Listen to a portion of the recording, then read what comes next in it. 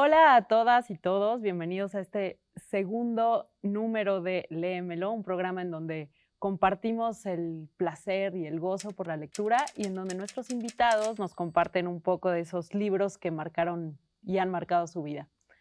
El día de hoy tenemos una invitada maravillosa, que es Diana Bracho, enorme actriz que ha tocado nuestros corazones desde hace muchos años y que hemos visto en muchas películas, en televisión, en obras de teatro, pero bueno, que ahora estás aquí para compartirnos un poco de esa pasión por los libros, por la literatura, por aquellos tesoros que han marcado distintos momentos en tu vida. Sí, ¿no? Qué bien estar contigo, Sofía. Me encantas tú también, eres una gran actriz y me encanta estar contigo y volverte a encontrar. Ay, igualmente. Sobre todo encontrarte en esto. Sí, en esto, me encanta poder compartir una pasión como esta que es la de los libros. La de los libros. Pues fíjate que mi papá me enseñó a leer a los 3 años. Y desde entonces me dio acceso a su biblioteca. Yo leía muchas cosas que inclusive no eran para niños, ¿no? Pero bueno, me encantó siempre leer. Sí, fui una lectora compulsiva. Tengo fotos mías de chiquitita con mi librito en el brazo y mis zapatitos de ballet. ¡Ay, qué maravilla! Entonces, hay un libro que no está en esta serie que vamos a cubrir hoy, que es Las Mil y Una Noches, que es un libro que no es para niños, evidentemente, es un libro muy adulto, muy interesante, pero Julio Alejandro, que era un gran decorador, un gran director de arte, que trabajó mucho con Buñuel, era mi tío postizo. Cuando cumplí 12 años me regaló una versión para niños de Las Mil y Una Noches, pero no era infantiloide, no era una versión, no, una versión bastante fiel, claro, omitiendo las partes que eran más riesgosas, ¿no? Entonces fue un libro que perdí en algún momento de la vida y estoy segura que antes de morir lo voy a encontrar. Pero yo quería mencionarlo porque en mi infancia fue un libro de cabecera. ¡Guau! Que era realmente fantástico. Qué importante eso, ¿no? Cuando los libros y ese placer por la lectura empieza desde muy chicos, porque entonces ya no hay un esfuerzo por tratar de entender o una aproximación, pues es muy genuina, ¿no? Finalmente. Sí, es como parte de tu vida la lectura, ¿no? Y además Las Mil y Una Noches, pues habla también de esto, del poder de las historias, ¿no? Sí, exacto, del poder de contar. Claro, ¿no? Cómo del poder de relatar. Sí, cómo de entrada, pues Sherezada logra vivir gracias a este anzuelo de los cuentos que va contando y este despertar de la curiosidad, ¿no? Creo que la curiosidad es una de las grandes virtudes que trae la literatura, ¿no? Sí, y una virtud que uno puede aplicar a toda la vida, Totalmente. yo creo, ¿no? Pero hay otro libro de infancia que ha sido para mí también increíble, que fíjate que no es un libro infantil como tal, es un libro que puedes leer a cualquier edad. Yo a mis 77 años lo leo, lo estaba releyendo ayer y estaba yo llorando, emocionada, que es El Principito de Antoine de Saint-Exupéry. Es un libro, bueno, qué bonita edición. Esta edición de lujo, bueno, no se las presumo, es una belleza. Este libro me marcó, fue uno de los libros que leí de niña y lo he leído a través de la vida muchísimas veces, la última antier o ayer, y siempre me toca de una manera muy especial. Lo puedes ver como un libro infantil, un cuento accesible a los niños, y lo puedes ver como un libro adulto, muy adulto en el que te acerca a la vida de otra manera, más rica. Sí, es que tiene una profundidad y bueno, yo también traigo mi edición del Principito. Sí, esa edición es divina. Que es una edición pop-up, entonces yo también la tuve, se la regalé a un niño muy querido, pero también la tuve. Qué maravilla. Sí. Pero sí, coincido, creo que El Principito, pues además de que es para todas las edades y que significa y llega de modo distinto según el momento de la vida en el que estés, también es un libro como de todos los tiempos, ¿no? Que no deja de ser vigente. Exacto. ¿no? Sí, fíjate, Sofía, exacto, acabas de tocar un punto muy importante. La gran literatura siempre es universal. Sí. Siempre es universal. Tú puedes leer, no sé, a Joyce, puedes leer a Shakespeare. Claro, Shakespeare, que es uno de los autores que a mí me conmueve profundamente cada vez que lo leo. Fíjate que ¿cuántos años ha tenido Shakespeare modificando la vida de las personas y tocándonos? Y sigue siendo y no tiene edad, ¿no? Es la universalidad de la literatura por eso es tan importante, Claro. porque te toca para siempre. Totalmente. Sí.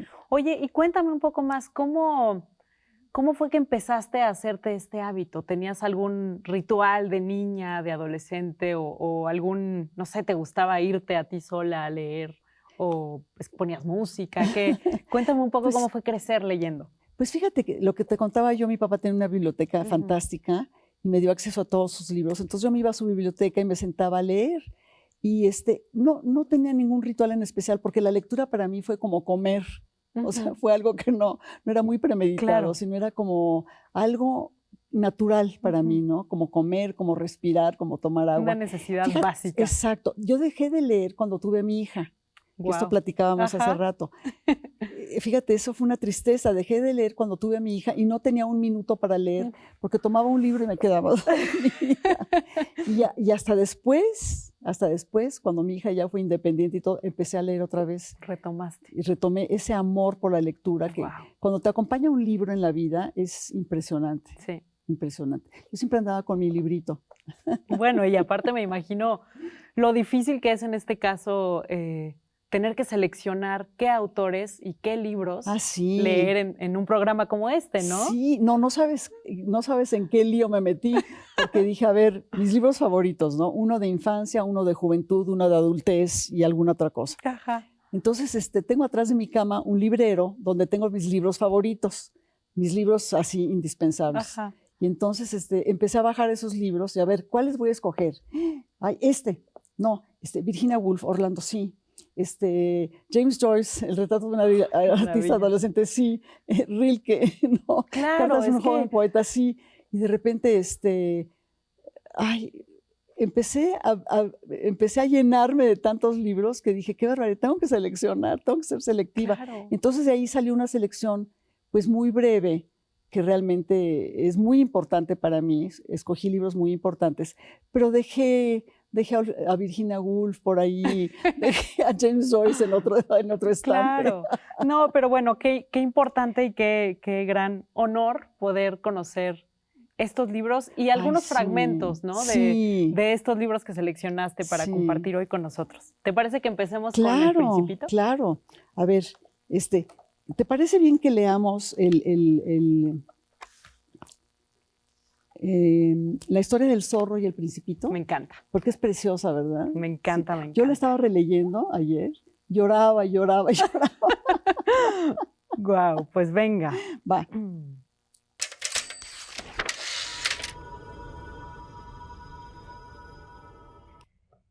Entonces apareció el zorro. Buenos días, dijo el zorro. Buenos días. Respondió cortésmente el principito, que se dio la vuelta pero no vio nada. Estoy aquí, dijo la voz, bajo el manzano, ¿Quién eres? dijo el principito. Eres muy lindo. Soy un zorro, dijo el zorro. Ven a jugar conmigo. Le propuso el principito. Estoy tan triste. No puedo jugar contigo, dijo el zorro. No estoy domesticado, Ah, perdón. dijo el principito. Pero después de reflexionar, agregó. ¿Qué significa domesticar? No eres de aquí, dijo el zorro. ¿Qué buscas? Busco a los hombres.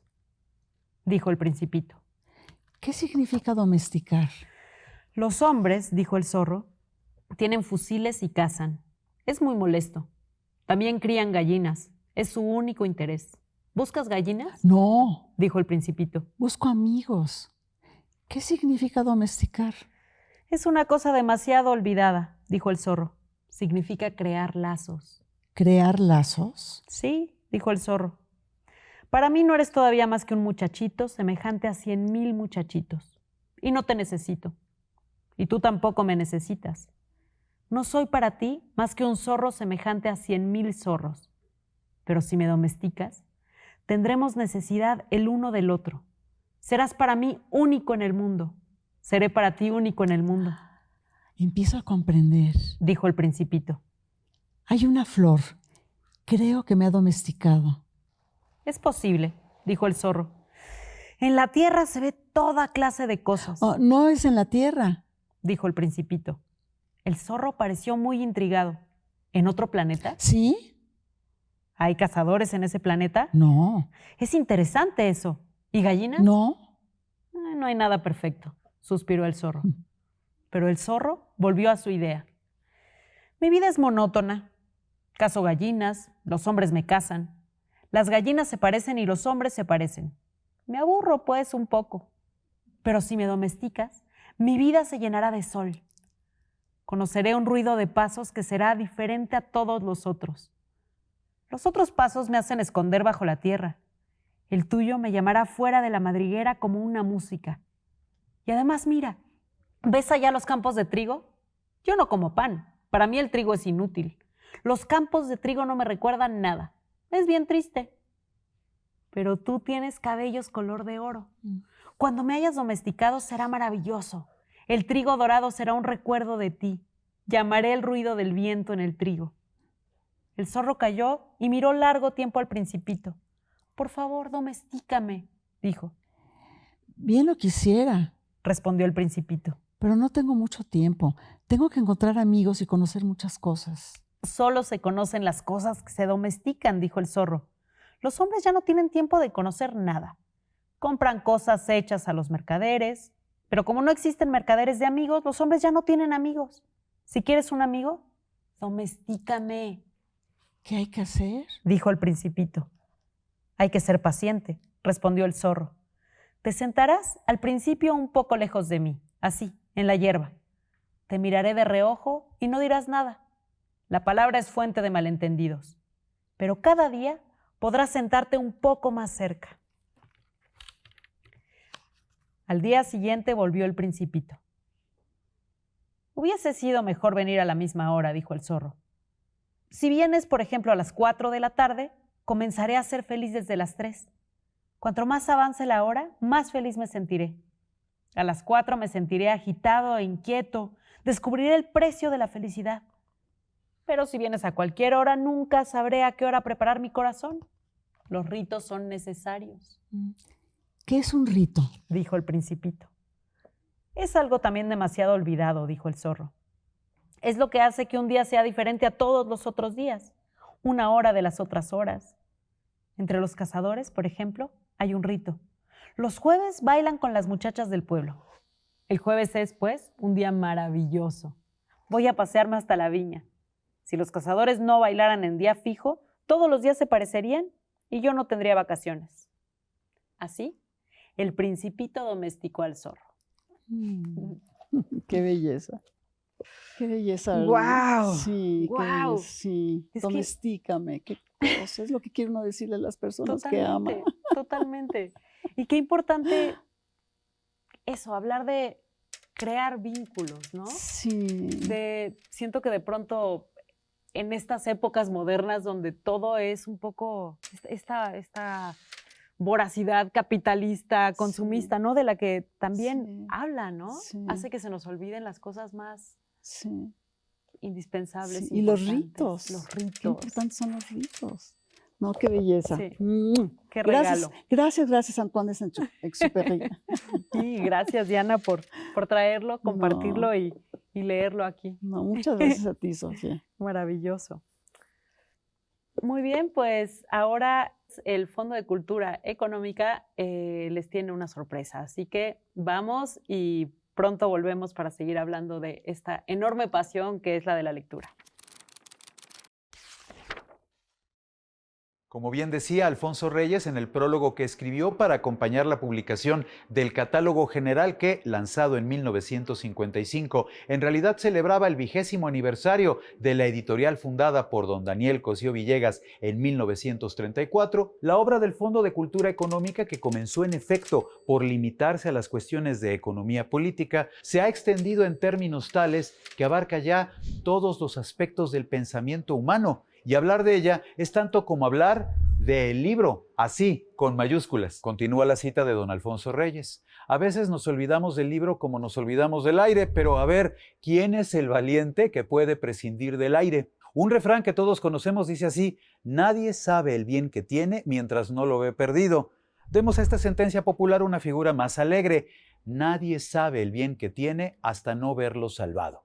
Me explicaré, dice don Alfonso Reyes. Robinson Crusoe naufraga y va a parar a una isla desierta. Logra salvar algunos objetos Entonces es cuando aprende a apreciar el valor de cada uno de los objetos que salva. Por ejemplo, un hacha. Mientras Robinson vivía en medio de su vida habitual y confortable, a menos que fuera leñador, ¿qué caso haría de un hacha? Pero ahora, solo, en medio de la naturaleza bravía, el hacha es valiosa.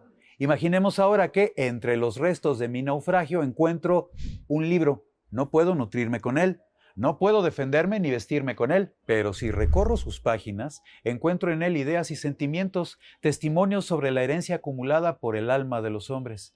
Esto desde luego comienza a servirme de compañía y de consuelo, me reincorpora otra vez en la familia de seres a que pertenezco, me estimula, me levanta el ánimo, me da fuerzas para luchar por la subsistencia. Como bien mencionaba don Alfonso Reyes en el ahora al parecer lejano 1955, los libros están aquí para enriquecernos, mostrarnos, para comparar, pero sobre todo, los libros están aquí para fortalecernos con su compañía.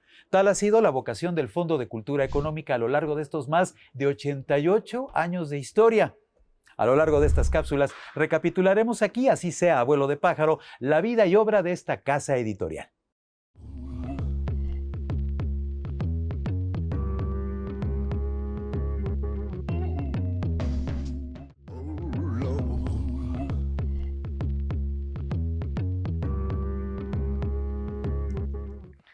Pues estamos de regreso en Léemelo y estamos en esta ocasión con la maravillosa actriz Diana Bracho conversando sobre estos libros que te han acompañado en la vida y me imagino que también en la profesión de actriz, ¿no? ¿De Claro, qué manera la sí. literatura atraviesa tu ser actriz o cómo relacionas estas dos pasiones? Sí, fíjate que yo estudié letras inglesas, de hecho, en la universidad, y filosofía. Y entonces tengo un acercamiento a las letras, aparte del puro placer, que es lo mejor, un acercamiento también un poco académico a las letras. Amo el lenguaje, lo cuido muchísimo. Y para mí, cuando me llega un guión, es algo importantísimo porque tiene la potencia de enamorarme. Claro, claro. No, es que ahí Sí, empieza el amor. ahí empieza Sí. el amor. Entonces yo leo un guión y cuando veo un personaje del que me enamoro y digo, tengo que ser esta, tengo que darle piel, tengo que darle sentimientos, tengo que caminar como ella, tengo que pensar y sentir como ella. Esa literatura, esa forma de leer, me acerca ya muchísimo a mi trabajo actoral. Claro. Yo de broma siempre digo, pero digo, a mí me llega un guión con una falta de ortografía y lo regreso. Digo, no quiero hacer esta película porque un escritor que tiene faltas de ortografía no sabe escribir. Bueno, es un poquito exagerado de mi lado. De mi parte, pero ¿no? también es Sí. qué tanto interés pones en Sí, eso que sí. ya es una obra, ¿no? El Sí, guión. claro, para mí el guión es una obra literaria. Sí, para mí también. Sí, no es nada más un camino para llegar a otra cosa, Totalmente, ¿no? Y así lo totalmente. tomo, entonces me encanta un guión bien escrito, cuando empiezo a leer un guión y me atrapa, es Sí. fantástico. Y eso tiene mucho que ver con mi lectura, con la forma en que leo un libro, no nada más un guión, sino un libro, ¿no? Oye, pues qué maravilla, no sabía que Sí. habías estudiado. Sí, estudié esta carrera literatura también. inglesa, fíjate. Maravilloso. Sí, no, fascinante, fantástica. Es de las cosas pendientes que yo también quisiera hacer en algún momento. Sí, estudié literatura. Sí, Sí, sí. sí. Sí, es fascinante Es porque la fascinante. literatura te acerca a tantas cosas. Sí. No nada más. Y eso son pasiones que siento que se complementan muchísimo. Muchísimo, ¿No? muchísimo. La Sí, actuación y la sí, lectura. el amor por la lectura, porque también cuando lees un guión y le das voz, también es un acto literario. Totalmente, ¿Ves? totalmente. Entonces hay que cuidar muchísimo el lenguaje. Así es. Sí.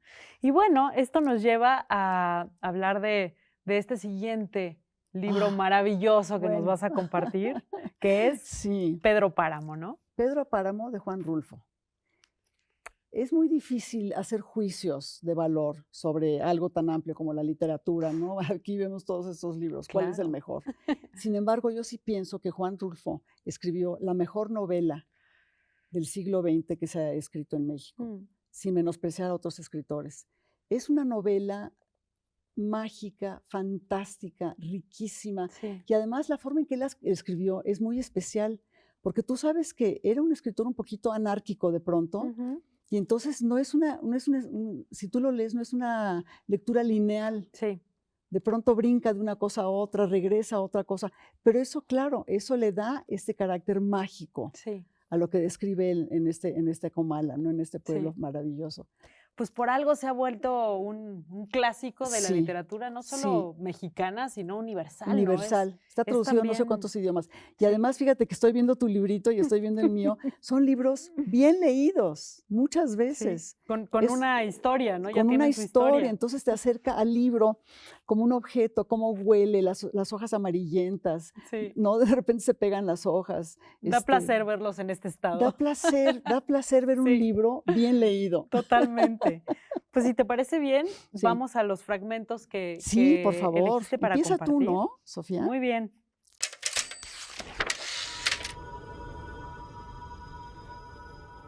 Cuando caminas sientes que te van pisando los pasos. Oyes crujidos, risas, unas risas ya muy viejas, como cansadas de reír, y voces ya desgastadas por el uso.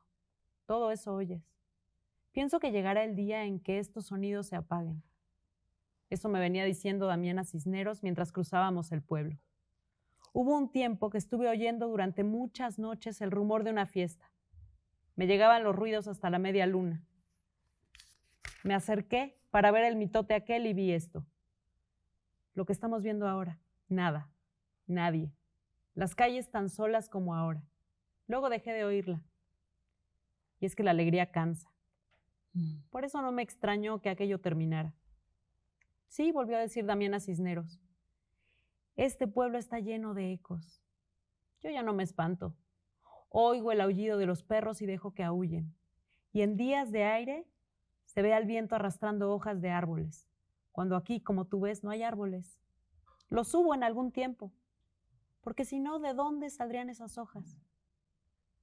Y lo peor de todo es cuando oyes platicar a la gente, como si las voces salieran de alguna hendidura, y sin embargo, tan claras que las reconoces. Ni más ni menos. Ahora que venía, encontré un velorio. Me detuve a rezar un Padre Nuestro. En eso estaba cuando una mujer se apartó de las demás y vino a decirme, Damiana, ruega a Dios por mí, Damiana. Soltó el rebozo y reconocí la cara de mi hermana Sixtina. ¿Qué andas haciendo aquí?, le pregunté. Entonces ella corrió a esconderse entre las demás mujeres. Mi hermana Sixtina, por si no lo sabes, murió cuando yo tenía 12 años. Era la mayor, y en mi casa fuimos 16 de familia, así que hasta el cálculo del tiempo que lleva muerta. Y mírala ahora, todavía vagando por este mundo. Así que no te asustes si oyes ecos más recientes, Juan Preciado. ¿También a usted le avisó mi madre que yo vendría?, le pregunté. No. Y a propósito, ¿qué es de tu madre? Murió, dije. ¿Ya murió? ¿Y de qué? No supe de qué. Tal vez de tristeza. Suspiraba mucho. Eso es malo.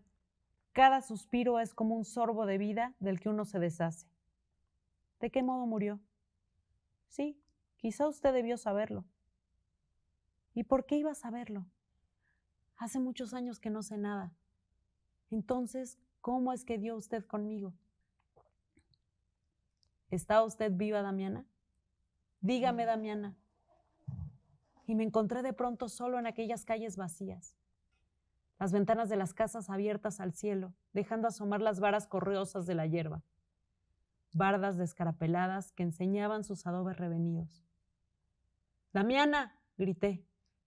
¡Damiana Cisneros!, me contestó el eco. ¡Ana Neros! ¡Ana Neros! Ay, no, bueno. Qué gran poeta, qué gran poeta, qué bárbaro. Sí. No, qué gran poeta. Uf. Fantástico, y qué bonito lo leíste. Pues si te parece bien, fíjate que me gustaría leer una de la última escena, de hecho, la última escena de Pedro Páramo, que es muy impresionante, muy bella.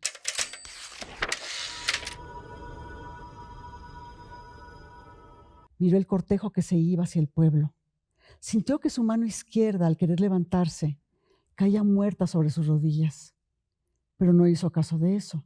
Estaba acostumbrado a ver morir cada día alguno de sus pedazos.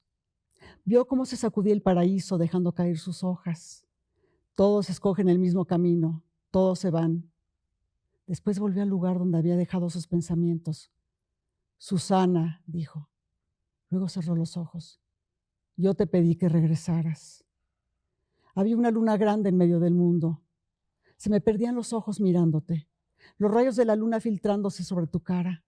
No me cansaba de ver esa aparición que eras tú, suave, restregada de luna, tu boca abullonada, humedecida, irisada de estrellas, tu cuerpo transparentándose en el agua de la noche. Susana, Susana San Juan. Quiso levantar su mano para aclarar la imagen, pero sus piernas la retuvieron como si fuera de piedra. Quiso levantar la otra mano y fue cayendo despacio, de lado, hasta quedar apoyada en el suelo como una muleta, deteniendo su hombro deshuesado.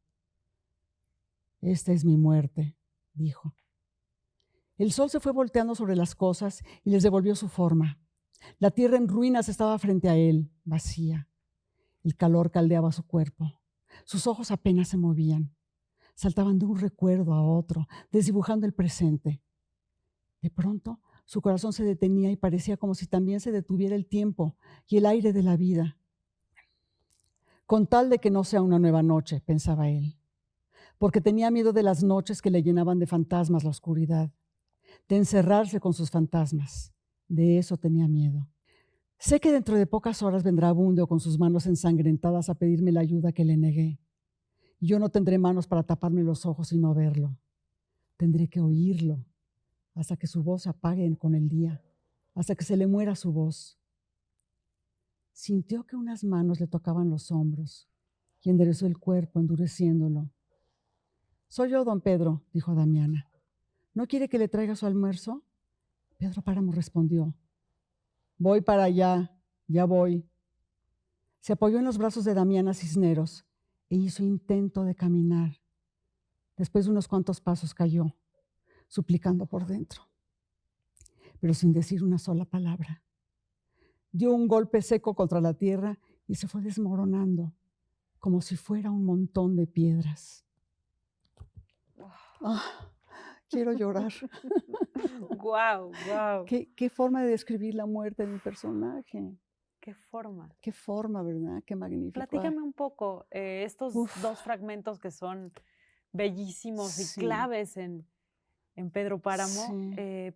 ¿Por qué elegiste estos dos? Cuéntame, profundicemos un poco en esto. Sí, pues mira, muy difícil elegir en este pequeño libro, porque es un libro elegir dos trozos para leerlos, ¿no? Sí. Entonces, ¿qué elegí? Bueno, muy difícil, pero elegí en lo que tú leíste, elegí una descripción del pueblo y sobre todo una descripción de los muertos, ¿no? ¿A qué se enfrenta el hijo de Pedro Páramo cuando llega y empieza a encontrarse con todos estos fantasmas? Sí. Y de pronto se da cuenta que no son seres vivos y ve las puertas abiertas y las hierbas creciendo. Y entonces busca a Damiana, y Damiana es un fantasma que ya desapareció. Bueno, eso como que te dibuja muy bien la atmósfera del pueblo, ¿no? Y sobre todo de la muerte, que es lo que más permea este libro. O sea, los muertos, los desaparecidos, los fantasmas, ¿no? Sí. Las voces que no son, los ojos que no miran, los cuerpos que no están. Y escogí la última parte, la muerte, porque me pareció una muerte literariamente perfecta, tan conmovedora, tan profunda. Por poco lloro ahorita que lo estaba yo leyendo. Sí, sí. Es una cosa maravillosa. Y entonces se reconcilia uno con Pedro Páramo cuando lo ve uno muriendo, ¿no? Sí. Y este final donde dice, dio un golpe seco contra la tierra y se fue desmoronando como si fuera un montón de piedras. ¡Qué imagen! ¡Qué poesía! No, bueno, ay.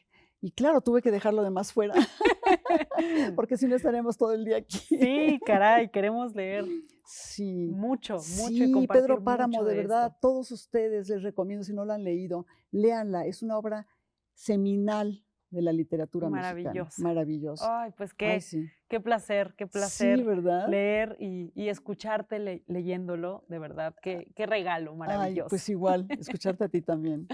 Y bueno, ahora me emociona mucho que también traes algo de poesía para compartir, ¿no?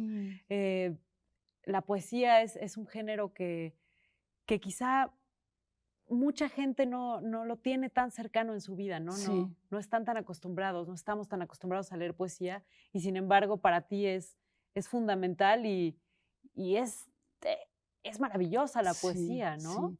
Además la poesía, esto es poesía pura. Sí, totalmente. ¿No? La poesía permea la gran literatura siempre, Sí, siempre. casi siempre.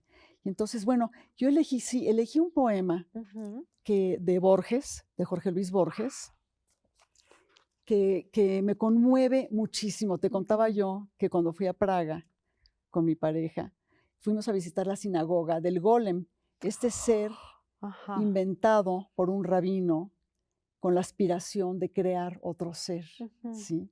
Y entonces estuvimos en esa sinagoga que es del siglo XI, envueltos de estos personajes, de este rabino aspirando a crear la vida, de este pobre ser Golem, que quién sabe por qué le había tocado esta vida tan horrible, ¿no? Y entonces regresamos al hotel y me dijo Juan Manuel, léeme el Golem, por favor, porque ya él sabía que me fascinaba, ¿no? Entonces me puse a leer el Golem, que es un poema larguito, me puse a leer el Golem y me solté llorando, llorando, llorando. Me conmovió muchísimo. Claro. Y es lo que me pasa con este poema. Siempre me conmueve mucho la idea del ser humano tratando de crear otro ser, de crear algo más a su imagen y semejanza y no pudiendo lograrlo, ¿no? Y entonces les quiero leer las 2 últimas estrofitas. Por favor. Porque, bueno, son 3. El rabí lo miraba con ternura y con algún horror. ¿Cómo? Se dijo. Pude engendrar este penoso hijo y la inacción dejé, que es la cordura. ¿Por qué di en agregar a la infinita serie un símbolo más? ¿Por qué a la vana madeja que en lo eterno se devana de otra causa, otro efecto y otra cuita? En la hora de angustia y de luz vaga, en su golem los ojos detenía. ¿Quién nos dirá las cosas que sentía Dios al mirar a su rabino en Praga? Sí, es que este final, en la hora de la angustia y de la luz vaga, en su golem los ojos detenía. ¿Quién nos dirá las cosas que sentía Dios al mirar a su rabino en Praga, a su golem, que somos nosotros? Qué cosa, ¿verdad? Wow, sí, es que de verdad me conmueve mucho. No, y qué maravilla que, sí. que nos compartas eso también, ¿no? Sí. Ese sentir, hablábamos de eso, cómo la poesía pasa por algo más que no es necesariamente el intelecto, ¿no? Hay una cosa que te atraviesa y que te conmueve y que te mueve, ¿no? Sí, exacto. Y la universalidad de la poesía, ¿ves? Un gran poema, los grandes poemas te lanzan al mundo entero, no a un tiempo, no a un sentimiento, no a un sexo, no a una condición de vida, sino te lanzan a lo eterno, a lo esencial del ser humano. Sí, y vas rascándole y vas encontrando muchos otros significados, ¿no? Sí. Hay como una cosa ahí. Sí, increíble. Qué maravilla. Se los recomiendo muchísimo, muchísimo. Este libro de Jorge Luis Borges es un regalo de vida. Lo abre uno en cualquier página y lees maravillas, maravillas, maravillas. Pero este Golem para mí es mi poema favorito del mundo. Qué maravilloso. Sí. Y hablando de poesía, pues sé que este amor por la poesía hizo que tú también te lanzaras a escribir, ¿no? También tienes una pasión por escribir, por escribir poesía. Me encanta y quiero que nos cuentes un poco cómo inicia, cuándo empiezas a escribir, qué te mueve a empezar a escribir poesía. Sí, ahorita estoy sintiendo que es mi Golem. Claro. Este pequeño librito es mi Golem. Pues mira, fíjate que te voy a contar un poquito cómo surgió este libro. A los 7 años empecé a escribir, porque mi papá cuando murió Javier Villorrutia, que era como su hermano, yo tenía 7 años, me encontré a mi papá en el pasillo con un teléfono negro de estos recargado en la pared llorando. Y le pregunté a mi papá, ¿por qué lloras, papi? Porque imagínate, yo vivía sola con mi papá, que ver a tu papá llorando por primera vez. Fuerte. ¿No? ¿Por qué llora? Entonces me dijo, porque acaba de morir Javier Villorrutia.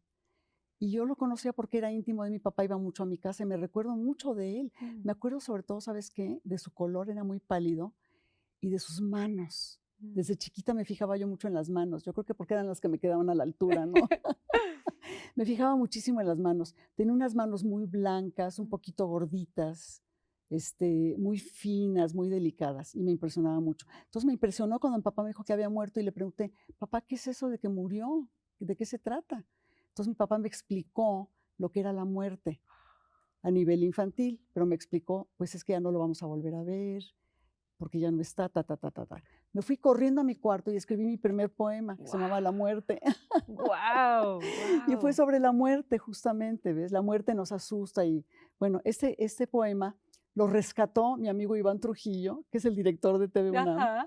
en unos documentos que le llegaron de casualidad cuando estaba en la Filmoteca.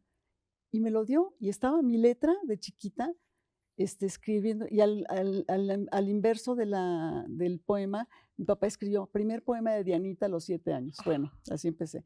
Entonces, Guau. toda la vida he escrito, pero no con el afán de ser la gran escritora o de publicar los grandes libros. Yo me concentré mucho en mi trabajo actoral, pero siempre escribí cosas que me tocaban el alma, ¿no? Siempre estuve escribiendo, y no eran cosas anecdóticas. Mi poesía no es anecdótica. Por eso mismo, nunca les puse fecha a mis poemas, porque puedes leer estos poemas son de muchas épocas de mi vida. Ujú. Y cuando me ofrecieron publicarme el libro, porque yo ni siquiera lo busqué, yo dije, ¿qué voy a hacer? Entonces empecé a buscar en libretitas, en cuadernitos, en papelitos, poemas que tenía, los empecé a ordenar, Guau. los empecé a revisar, y así fue como surgió este libro. ¡Qué Es un fantástico! libro, sí, es un libro que dividí, ordené en 3 secciones. La primera son poemas muy cortos, muy Ajá. concisos. La segunda son poemas un poco más largos. Y la tercera son como haikus. ¡Guau! Este formato japonés Ajá. de poemas no están en la métrica del haiku, que es muy precisa, Claro. pero en el espíritu del haiku, que es el contacto del poeta con la naturaleza viva Ujú. y cómo influye en su vida, en su quehacer o en su sentir, ¿sí? Pues, por favor, ¿nos leerías algunos de estos poemas? Ay, pues sí, fíjate que después de Borges, perdóname, Jorge Luis, no quiero competir contigo, pero ni modo, me pidieron que lea mis poemitas, ni modo. No, qué maravilla, qué privilegio poderlos leer aquí. Qué linda. Mira, entonces, estos son de la primera parte. El libro se llama Pronóstico reservado. Tiene una portada del que fue mi pareja, que les conté que murió el año pasado. Es un cuadro que pintó él en honor de cuando empezamos a vivir juntos, que se llama Noche de Coyoacán, cuando se mudó conmigo en Coyoacán. Guau. Entonces yo quería poner ese cuadro en la portada como un homenaje a él, ¿no? Ay, qué bonito. Este libro debo darle crédito a la Universidad Autónoma de Nuevo León, que su director de cultura fue el que me dijo, tienes que publicar, y él se encargó con una amiga que se llama Nelly Rosales, que es una maravilla, gestora cultural. Ellos dos me organizaron la vida para que publicara yo este libro. Fantástico. Gracias.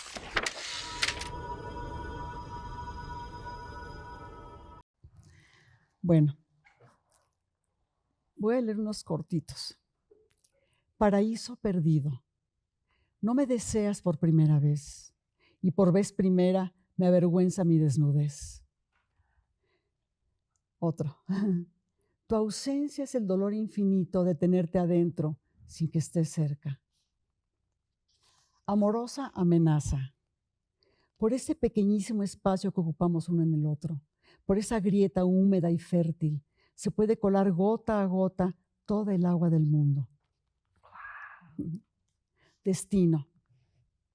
Había una vez unos amantes de muchas noches azules.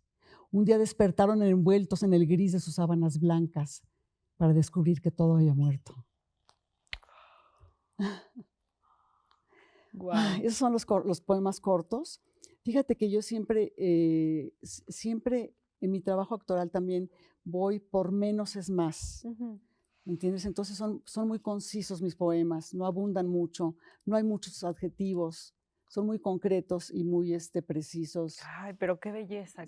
Pues compártenos un poco más de estos poemas, Sí. por favor, que es un placer escucharte leerlos. Muchas gracias, Sofía. Pues mira, ahora les voy a compartir un poema un poquito más largo de la segunda sección, que se llama El llanto de mis tardes. La primera sección se llama, la que les leí, se llama Pronóstico reservado, que es el título del libro, que es cuando los médicos, cuando le preguntas a un médico, oiga, mi papá, ¿cómo estaba a sobrevivir? Te dicen, pues mire, señor, es un pronóstico reservado. Te están diciendo, no sabemos, ¿no? Es un misterio. Entonces yo le puse ese título al libro porque quería que fuera un pronóstico reservado. Wow. Me encanta. Que no sabes si va a vivir o va a morir. Ajá. Bueno, este poema se llama Tu culpa. Si las culpas no fueran plagas de lirio, tal vez pondría en tu boca mis deseos uno por uno, con la lengua tibia de ternura.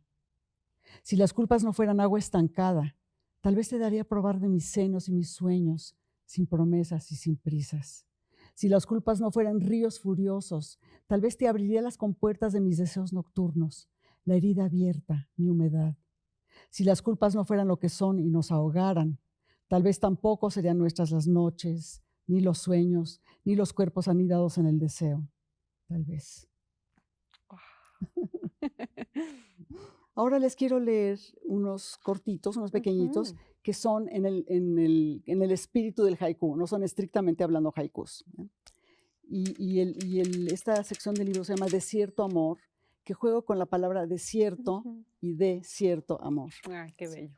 Coda. Le pongo coda porque en las obras musicales, los que no sepan, en las obras musicales, la última parte que cierra un concierto, que cierra una sinfonía, se llama coda. Entonces le pongo coda, porque la música me encanta también. Un nido de colibrí perfecto y misterioso, anidas así en mi ternura. En el desierto sediento, la tierra se abre esperando una gota, el principio del fin, amor.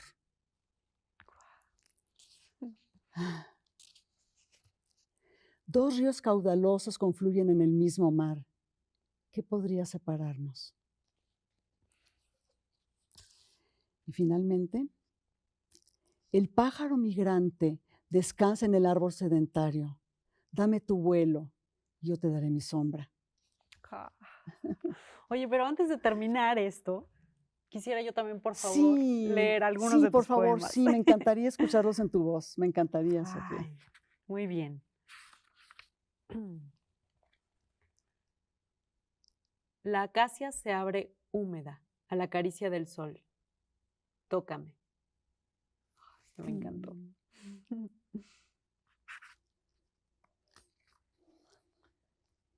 Bolero fallido. Se me olvida recordar que debo olvidarte. No recuerdo por qué. Hay muchos que tienen mucho humor. Sí, Hay me encanta. El de la mosca, el de la mariposa, el hoyo. No sé qué es peor, si tenerte sin tenerte o tenerte teniéndote. Sí. Y bueno, pues eso, hay un montón de poemas más aquí que vale la pena sumergirse en este libro maravilloso que nos compartes. Pero antes vamos a un corte para volver a nuestro último bloque del programa.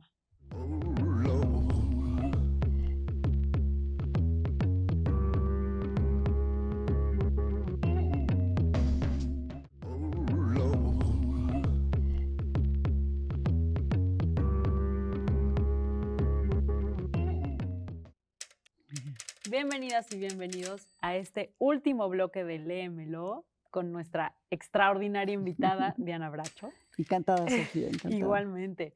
Pues ahora compártenos un poco de esa lectura más reciente que tuvo un gran impacto en ti, que es el mexicano Alberto Ruiz Sánchez. Sí. Fíjate que me pareció muy importante incluir desde la infancia hasta la ancianidad. O sea, un libro muy reciente que recientemente leí, que me impactó muchísimo, porque además, fíjate, habla de Rusia, habla de Kiev, de la historia, la revolución rusa, los bolcheviques, Stalin enamorado de esta mujer maravillosa que es Anna Akhmatova. Que además es una poeta. Es una gran poeta, es una mujer extraordinaria, de una belleza inusual, que revolucionó las letras en Rusia y que poco sabemos de ella. Sí. Y Alberto Ruiz Sánchez, que es un gran escritor, hizo esta biografía ficcionada, es donde inventa un personaje que es una celadora, una cuidadora que le ponen para que Stalin se enamora de ella. Wow. Locamente, ¿no? Entonces, fíjate, mata a sus 3 maridos, uno por uno, mata al hijo. Wow. Y dice, a ella no la voy a matar porque prefiero que sufra viva. Es tremendo, el Stalin era un desgraciado. Tremendo. Bueno, el caso es que Alberto Ruiz Sánchez recobra la vida de esta mujer, Anna Akhmatova. Yo quería compartírselas también a nuestros lectores, sí, porque es extraordinaria. Ay, sí. qué Pero maravilla. escogí dos partes interesantes de la novela. Léemelo. Léeme una parte. Claro que sí. Me encantaría que me leyeras una parte. A ver, te presto mi libro, es más. Ay, Aquí está. buenísimo.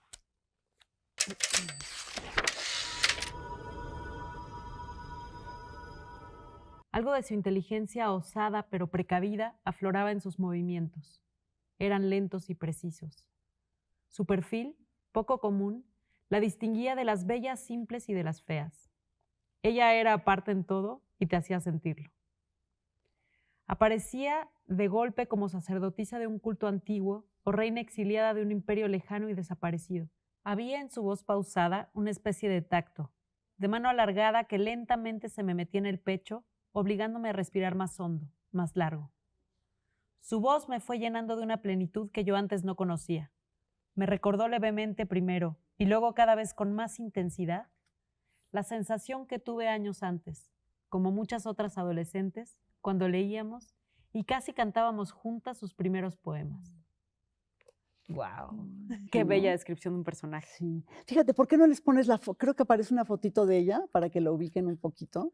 No sé si se vea bien a cámara, pero a ver, podemos probar. La poeta. La poeta.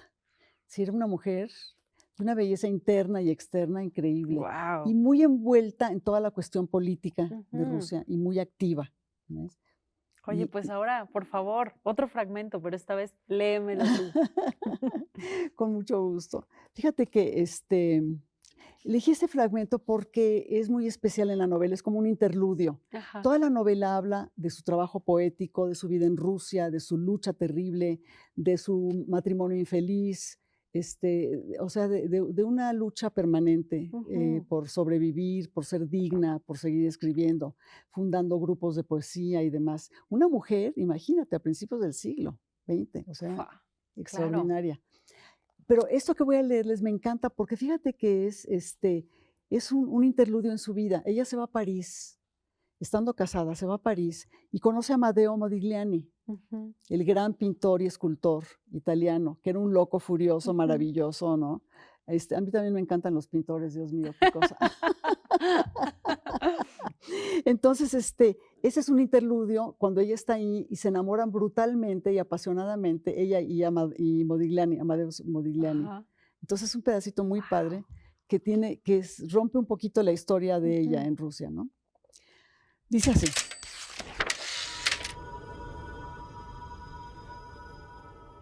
Pensamos con las manos, con el pelo, con los pies, con el sexo. Amadeo era de los hombres muy pocos que sabían hablar con muchas de las mujeres que yo era en ese momento. Esto es un poco autobiográfico. Todos los hombres que yo había conocido y los que conocería hablan una de todas esas lenguas necesarias, si acaso dos. Muchas mujeres también son monolingües, no solo los hombres, pero suele ser un fenómeno de grave tendencia masculina. Amadeo tomaba mi mano con su oído y su voz. Mis manos eran entonces lo más frágil que yo tenía, y él les dedicaba una buena parte del tiempo juntos, escuchando lo que hacían o dejaban de hacer, casi sin mirarlas, casi sin tocarlas. Con sus manos fuertes de escultor, él no insistía en abrazarme o tomarme del brazo, como era lo más común. Sus manos dialogaban sutilmente con mis ojos, y sin que él necesariamente controlara lo que decían. Cuando caminábamos juntos, escuchaba el ritmo de mis piernas y hacía que las suyas dialogaran con las mías, emparejándose, rompiendo el ritmo intencionalmente para llamar la atención de mi paso, retándome a guiarlo o dejarme guiar por su andar. Era tan sencillo como divertido. Lo hacíamos sin darnos cuenta. Nosotros no, pero nuestras piernas sí. Cuando llegó la noche y nuestros cuerpos se hablaban desnudos, ya se conocían más que nosotros.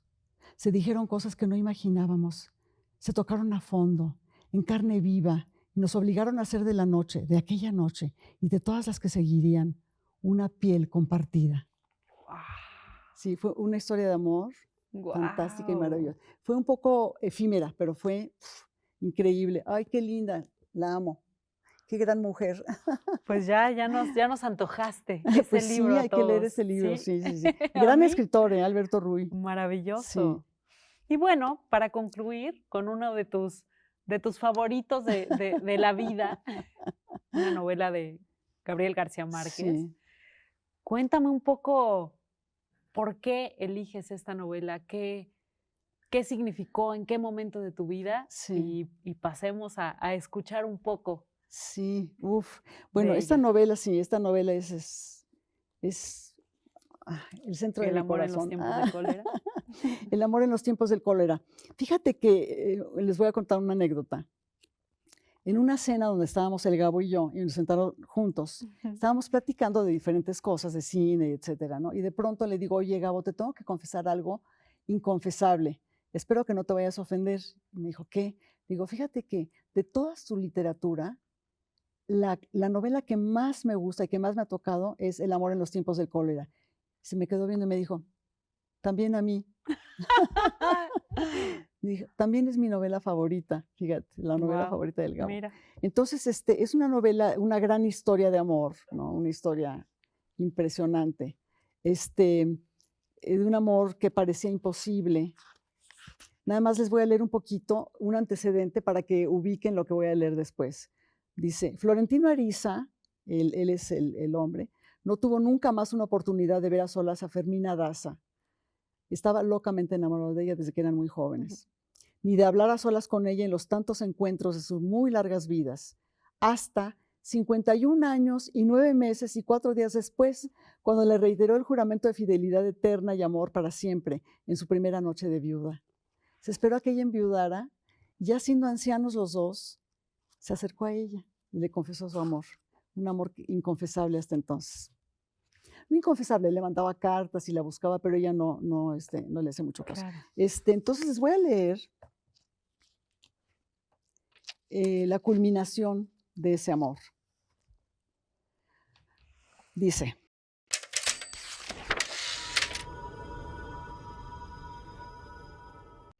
con todo, la demora del buque había sido para ellos un percance providencial. Florentino Ariza lo había leído alguna vez.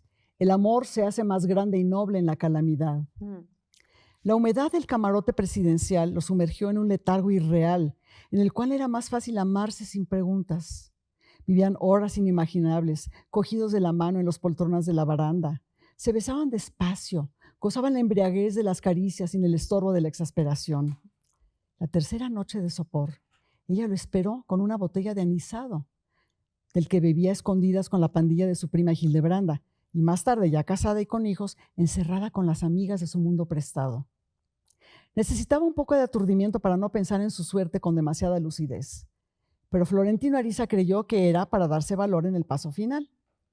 Animado por esa ilusión, se atrevió a explorar con la yema de los dedos su cuello marchito, el pecho acorazado de varillas metálicas, las caderas de huesos carcomidos, los muslos de venada vieja.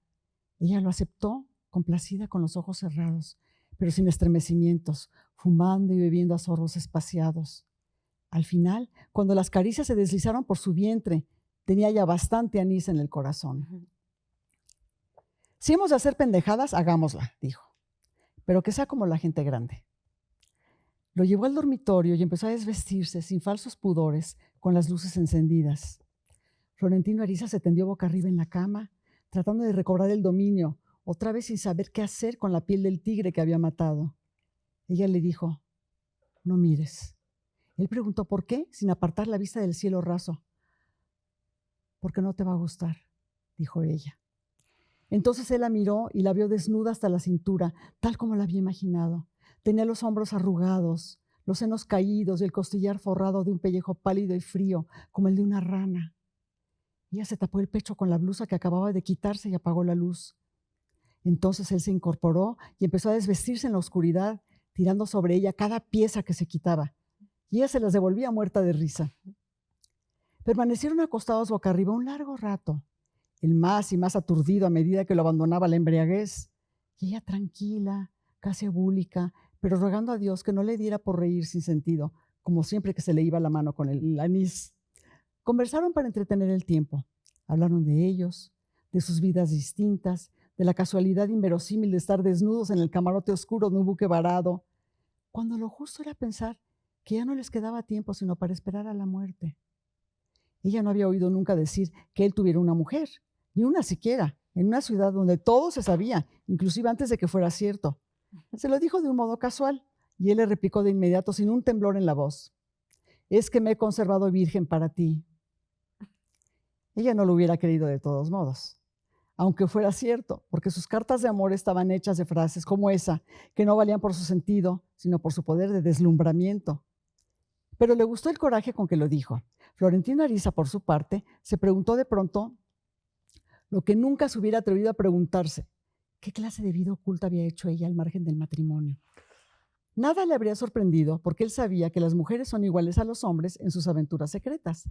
Las mismas estratagemas, las mismas inspiraciones súbitas, las mismas traiciones sin remordimientos. Pero hizo bien en no preguntarlo. En una época en que sus relaciones con la iglesia estaban ya bastante lastimadas, el confesor le preguntó a ella, sin que viniera a cuento, si alguna vez le había sido infiel al esposo. Y ella se levantó sin responder, sin terminar, sin despedirse, y nunca más volvió a confesarse con ese confesor ni con ningún otro. En cambio, la prudencia de Florentino Ariza tuvo una recompensa inesperada. Ella extendió la mano en la oscuridad, le acarició el vientre, los flancos, el pubis casi lampiño. Dijo: «Tienes una piel de nene». Luego dio el paso final, lo buscó donde no estaba, lo volvió a buscar sin ilusiones y lo encontró inerme. «Está muerto», dijo él. Le ocurrió siempre la primera vez con todas, desde siempre, de modo que había aprendido a convivir con aquel fantasma cada vez que había tenido que aprender otra vez, como si fuera la primera. Tomó la mano de ella y se la puso en el pecho. Fermina Daza sintió casi a flor de piel el viejo corazón incansable, latiendo con la fuerza, la prisa y el desorden de un adolescente. Él dijo: «Demasiado amor es tan malo para esto como la falta de amor». Pero lo dijo sin convicción. Estaba avergonzado, furioso consigo mismo, ansiando un motivo para culparla a ella de su fracaso. Ella lo sabía. Empezó a provocar el cuerpo indefenso con caricias de burla, como una gata tierna regodeándose en la crueldad. Hasta que él no pudo resistir más el martirio, se fue a su camarote. Ella siguió pensando en él hasta el amanecer, convencida por fin de su amor. Y a medida que el anís la abandonaba en oleadas lentas, la iba invadiendo la zozobra de que él se hubiera disgustado y no volviera nunca. Pero volvió el mismo día, a la hora insólita de las 11 de la mañana, fresco y restaurado. Se desnudó frente a ella con una cierta ostentación. Ella se complació en verlo a plena luz, tal como lo había imaginado en la oscuridad. Un hombre sin edad, de piel oscura, lúcida y tensa como un paraguas abierto, sin más vellos que los muy escasos hilacios de las axilas y el pubis. Estaba con la guardia en alto. Y ella se dio cuenta de que no se dejaba ver el arma por casualidad, sino que le exhibía como un trofeo de guerra para darse valor. Ni siquiera le dio tiempo de quitarse la camisa de dormir que se había puesto cuando empezó la brisa del amanecer, y su prisa de principiante le causó a ella un estremecimiento de compasión. Pero no le molestó, porque en casos como aquel no le era fácil distinguir entre la compasión y el amor. Al final, sin embargo, se sintió vacía. Era la primera vez que hacía el amor en más de 20 años. Lo había hecho embargada por la curiosidad de sentir cómo podía ser a su edad después de un receso tan prolongado. Pero él no le había dado tiempo de saber si también su cuerpo lo quería. Había sido rápido y triste. Y ella pensó: ahora hemos jodido todo. Pero se equivocó. A pesar del desencanto de ambos, a pesar del arrepentimiento de él por su torpeza y del remordimiento de ella por la locura del anís, no se separaron un instante en los días siguientes. Apenas si salían del camarote para comer, el capitán samaritano, que descubría por instinto cualquier misterio que quisiera guardarse en su buque, les mandaba la rosa blanca todas las mañanas. Les puso una serenata de valses de su tiempo. Les hacía preparar comidas de broma con ingredientes alentadores. No volvieron a intentar el amor hasta mucho después, cuando la inspiración les llegó sin que la buscaran. Les bastaba con la dicha simple de estar juntos. ¡Wow! Qué historia de amor, ¿verdad? Qué historia y qué maravilloso Sí. escuchar Ay, este fragmento en tu sí. voz, Diana. Sí, si no han leído este libro, por favor, de verdad, es un libro que tienen que leer. Léanlo. Sí. Lémelo, lémelo, lémelo.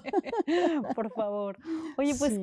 qué viaje increíble ha sido Sí. acompañarnos y poder conversar Sí. sobre todos estos autores y libros que han marcado tu vida y que nos siguen marcando, ¿no? Que con el paso del tiempo siguen moviendo distintas cosas en nosotros. Sí. Sofía, qué placer estar contigo. Tenemos que hacer algo juntas. Por favor, Léemelo.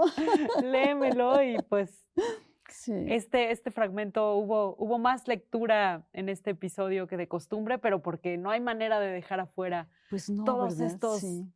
estos alucinantes autores y Sí. fragmentos que elegiste. Muchas No, gracias. gracias a ti. Pues esperemos que se les haya antojado tanto como a nosotras el seguir leyendo y devorando a todos estos Sí, autores maravillosos. sí. Quiero felicitar de veras a TV UNAM por ese maravilloso set. Me siento como en mi casa. Sí. Y quiero felicitar a todos los que trabajan aquí también, a nuestros productores maravillosos, a nuestro director de TV UNAM. Qué bien que TV UNAM está haciendo este programa tan valioso. Qué maravilla. Sí. Y por favor, no se pierdan el próximo episodio la próxima semana, tanto en Canal 22 como en TV UNAM. Nos encantará seguir acompañándonos y compartiendo esta pasión que es la de la lectura. Gracias.